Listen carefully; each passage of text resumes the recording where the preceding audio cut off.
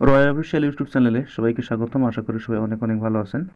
আজকে আমি কথা বলবো আপনার হাতে থাকা স্মার্টফোন দিয়ে আপনি খুব সহজে কিভাবে ইউটিউব প্রোফাইল পিকচার তৈরি করতে পারেন।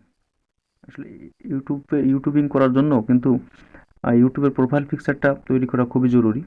তো আজকে আমি সম্পূর্ণভাবে শিখিয়ে দিব যে কিভাবে আপনি আপনার স্মার্টফোন দিয়ে ইউটিউবের প্রোফাইল ফটো তৈরি করতে পারেন।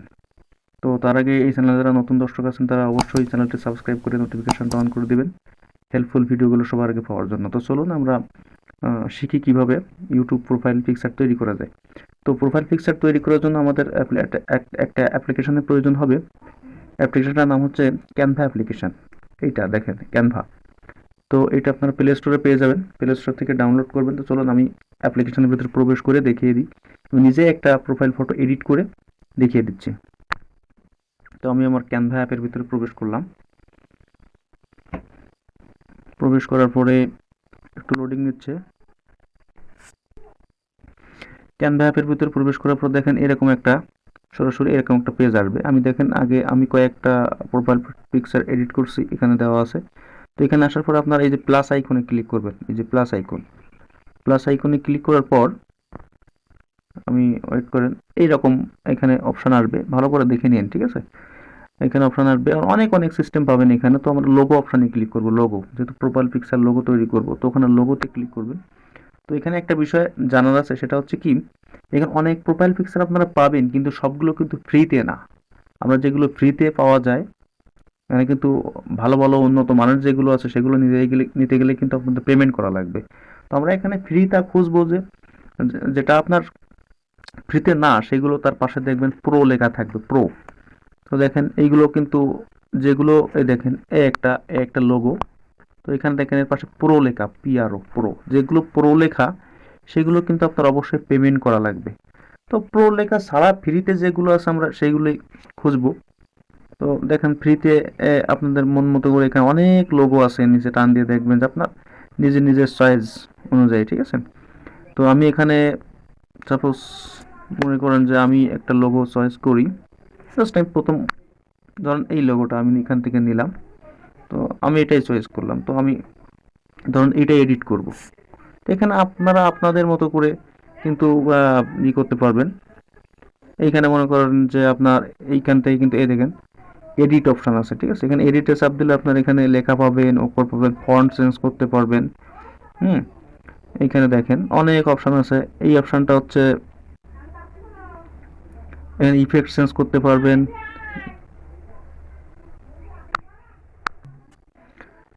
তো দেখেন এখানে যখন আমি এডিটে ক্লিক করতেছি তখন কিন্তু এখানে আমি নাম লেখার জায়গা পাচ্ছি। তো সাপোজ মনে করুন আমি আমার ইয়েটা লিখবো, এখানে নামটা লিখবো। তো আমি এখানে লিখি রয়। তো এখানে এগুলো কিন্তু আপনারা টেনে বড় ছোট করতে পারবেন নিজেদের মতো করে। হ্যাঁ, রয় ফার্স্ট আমি আগে লিখি, ঠিক আছে? রয় অফিসিয়াল।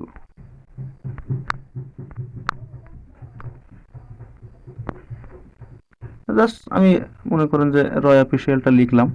লেখার পরে এটার আপনারা কিন্তু ছোট বড় করতে পারবেন।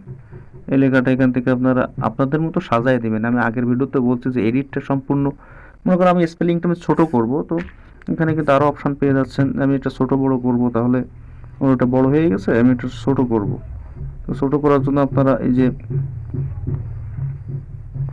একটু দেখেন, এই যে স্পেলিংটা এখানে যদি ক্লিক করি, তো এখানে কিন্তু এটা ছোট করতে পারবে। ছোট করলে দেখেন আপনাদের এটা কিন্তু একদম জায়গায় চলে আসতে চাইলে টান দিয়ে এখানে বসাতে পারবেন। তো এখানে আপনারা এটা করতে পারবেন। তারপর নিচে যদি আপনারা মনে করেন যে এখানে কিছু লিখবেন, তো এখানেও কিছু লিখতে পারেন। যদি মনে করেন যে না আমার এটা প্রয়োজন না, তো আমি এটা এখান থেকে ডিলিট করে দেবো, তাহলে এখান থেকে দেখেন এই যে উপরে এখানে ডিলিট অপশন পাচ্ছেন। তো এখানে যদি আমি ডিলিটে ক্লিক করি তাহলে কিন্তু ডিলিট হয়ে যাচ্ছে। এইটাও মনে করেন যে এটাও যদি আমি ডিলিট করবো, এখানে যদি আমি অন্য কিছু লিখতে পারেন। হ্যাঁ, এটা আপনি যদি মনে করেন যে আমি কালার চেঞ্জ করবো, ফন্ট চেঞ্জ করবো, ফন্ট স্টাইল, তো দেখেন এখানে অনেক স্টাইল পাবেন। আমি যদি এখানে ফন্টে ক্লিক করি, যে ফন্ট আমি চেঞ্জ করে ফেলবো, তাহলে দেখেন এখানে কিন্তু লেখাগুলো চেঞ্জ হয়ে গেছে, ঠিক আছে? তো এইখানে যদি মনে করেন যে আমি কালার করব লেখাগুলো, এখানে বিভিন্ন সিস্টেমে আপনি কালার করতে পারবেন। এখানে কালারে ক্লিক করলে দেখেন কালার চেঞ্জ হচ্ছে, দেখেন খেয়াল করে দেখেন ডিসপ্লের উপরে কালারগুলো কিন্তু চেঞ্জ হচ্ছে। জাস্ট আপনাদের মতো করে সুন্দর করে যখন আপনাদের হ্যাঁ, এখানে লেখাগুলো যদি মনে করেন যে আমি একটু বড় করব বা একটু নাড়াচাড়া করে সিস্টেম করে করব, আপনি করতে পারবেন। তো এই হচ্ছে বিষয়। এবং যখন আপনার সম্পূর্ণ প্রোফাইল পিকচারটা কমপ্লিট হয়ে যাবে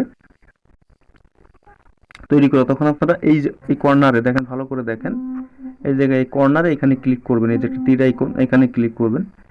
ক্লিক করলে দেখবেন এখানে কিন্তু এই ডাউনলোড অপশন পাবেন। এই ডাউনলোডে ক্লিক করবেন।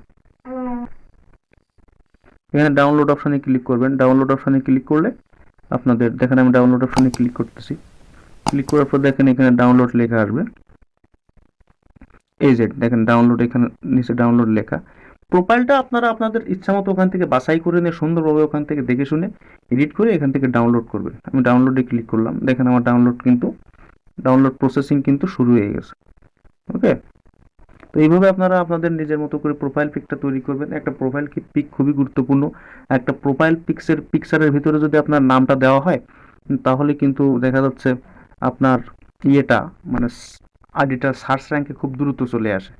ঠিক আছে, তো দেখেন আমি সম্ভবত আমার এখানে আমি গ্যালারিতে যেয়ে দেখি আমার এটা ডাউনলোড হয়ে গেছে কিনা পিকচারটা। হ্যাঁ, দেখেন আমি কিন্তু এই প্রোফাইল পিকচারটা এখানে পেয়ে গেলাম। এবার এখান থেকে আপনারা প্রোফাইল পিকচারটা আপনাদের ইউটিউব চ্যানেলে বা যে কোনো জায়গায় ব্যবহার করতে পারেন। তো আজকে আমরা শিখলাম কিভাবে মোবাইল ফোন দিয়ে প্রোফাইল পিকচার এডিট করা যায় ফ্রিতে একদম। তো আজকের ভিডিওটা এই পর্যন্তই। সবাই ভালো থাকবেন, সুস্থ থাকবেন, আর ভিডিওটা ভালো লাগলে লাইক, কমেন্ট, শেয়ার করবেন। সবাই ভালো থাকবেন। ঠিক আছে।